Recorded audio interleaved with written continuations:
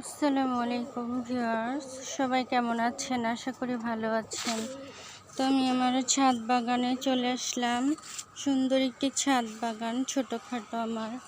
সবাই আমার নতুন ইউটিউব চ্যানেলটাকে সাবস্ক্রাইব করে দিবেন, লাইক কমেন্ট করে পাশে থাকবেন আশা করি। তো আমি এখন আজকে যে কথা বলবো, মূল কথা হলো আমি লাল শাকের বিচি বুনেছিলাম আর বেগুনের বিচি আপনাদেরকে দেখিয়েছিলাম। তো এখন কিভাবে আমি সেখান থেকে ছোট চারা গাছ তৈরি করছি, কিভাবে তৈরি করতে হবে। এই যে চারা গাছগুলো গজাচ্ছে, তো আমি এখানে ছোট ছোট ডাল দিয়ে দিয়েছি আর মশারি দিয়ে ঢেকে দিয়েছি। পাখি খেয়ে নিতে পারবে না।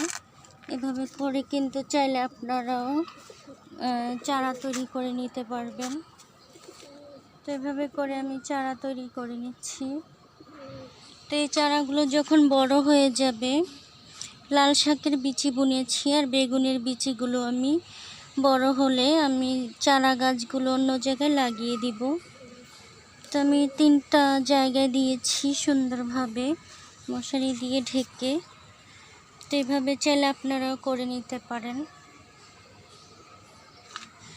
ভালো থাকবেন সবাই, আল্লাহ হাফেজ।